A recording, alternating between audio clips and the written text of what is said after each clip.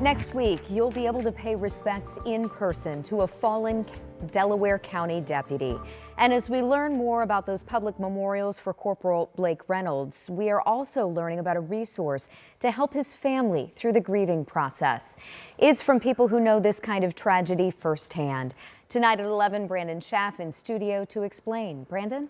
Hey, good evening, Jenny. The COPS organization, which stands for Concerns of Police Survivors, provides those connections and comfort. Corporal Blake Reynolds' family will have some much-needed support after this tragic loss.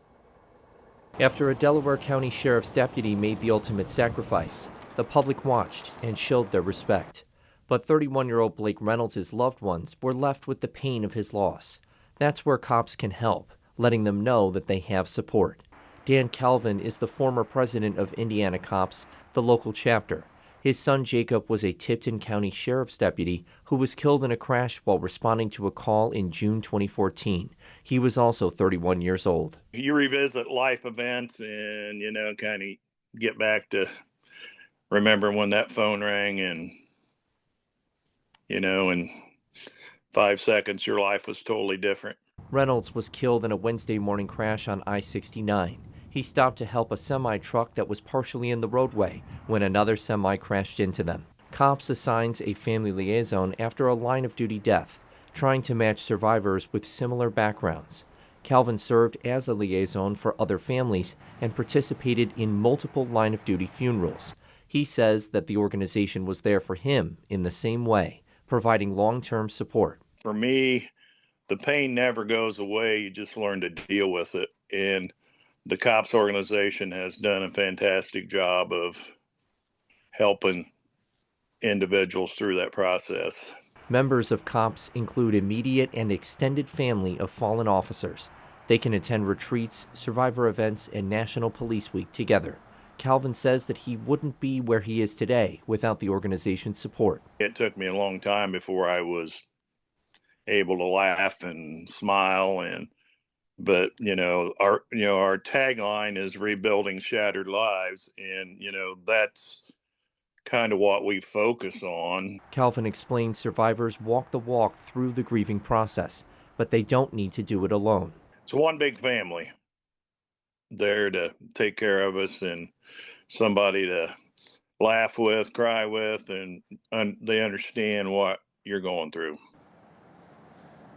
Now, Calvin hasn't spoken directly to the Reynolds family yet, but hopes to be in touch with them soon, and he hopes that they'll be able to help and really just get some support right now in a really difficult time for that family, and just show that he really understands and that this organization understands what they're going through. Jenny? Yeah, this is a club you don't want to be a part of, and they both know it all too well now. All right, Brandon, thanks so much. Want to let you know the memorial for Reynolds outside the sheriff's office received a special visitor this week. Muncie FOP sharing these images of actor Hugh Jackman stopping by to pay his respects. And you can pay tribute as well. Visitation and funeral services for Reynolds are next Friday and Saturday. We have times and locations posted right now for you on WTHR.com. Tonight, Indiana National Guard leadership are sharing condolences after that crash killed a guardsman and seriously injured 3 others. The convoy was leaving the Frankfort Armory yesterday afternoon, headed to Camp Atterbury for training. This was the crash scene along I-65 near I-865 in Boone County. Now, the Indiana National Guard Adjutant General is sharing these words in part. As an organization, we become a family to each other, and the death of a fellow service member resonates throughout the force. This loss is felt deeply, and we will continue to provide support to his family. Tonight, investigators are still trying to figure out exactly what caused the crash. We are also working to learn an update on the conditions for the 3 injured guardsmen.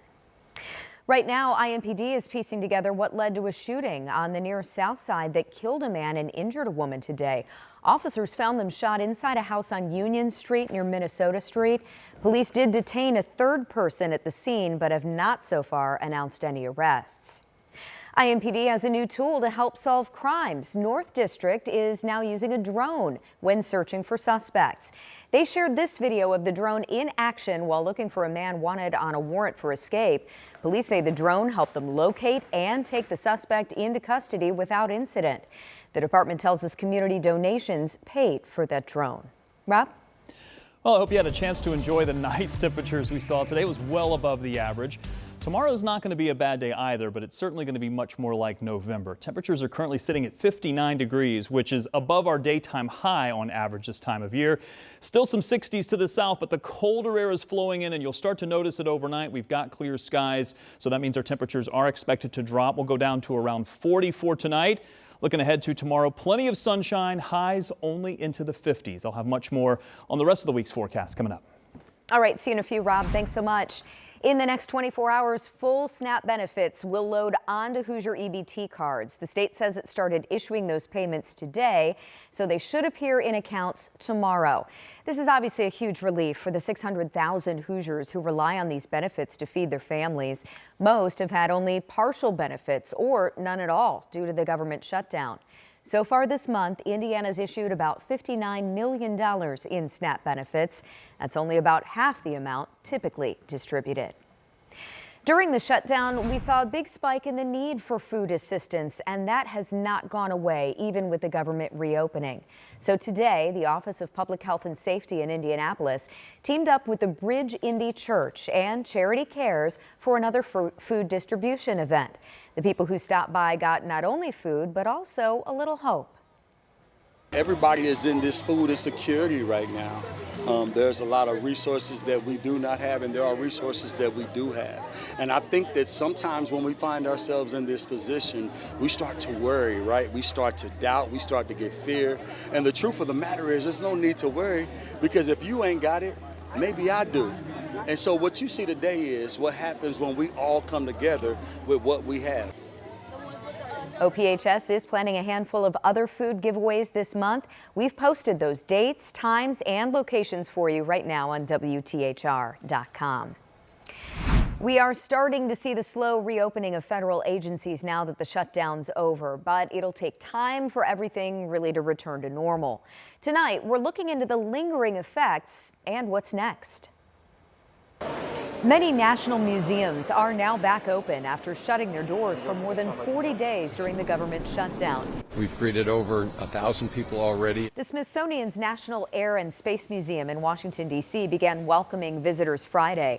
The Smithsonian Institution includes 19 museums and the National Zoo in D.C. All were forced to close when the federal government shut down October 1st, leaving many tourists frustrated. It was a little disheartening to kind of just see the city be a little bit more of a ghost town, but you know. Smithsonian officials posted on X they'll reopen facilities on a rolling basis with everything open by Monday. We've been here for 5 days, and so we were expected to see all the museums, but like I said, we booked over 2 months ago, so before the shutdown happened. While national museums and federal agencies open back up, not everything is returning to normal right away. Saturday, the FAA gave the green light for more air traffic, but airlines are still being told they'll have to cancel 3% of their flights at 40 major airports across the country. Flight restrictions were reduced to 6% during the shutdown because there were not enough air traffic controllers to operate safely. That decision impacted thousands of flights a day. I am happy that it'll get back to some kind of normalcy or just a little bit better before the holidays.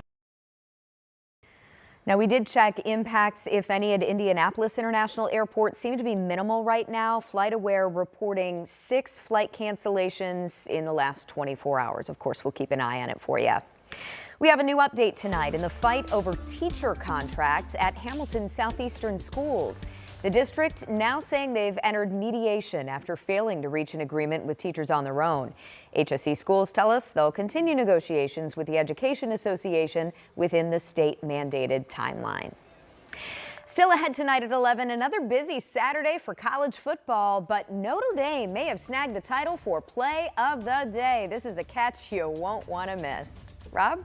Now, we've certainly had a warm day. Now some cooler temperatures are moving in. We've actually got several cooler days ahead. I'll show you the numbers coming up. Plus, the return of a Christmas classic. We'll take you inside the Idol Jorg, where the Jingle Rails exhibit is now chugging along.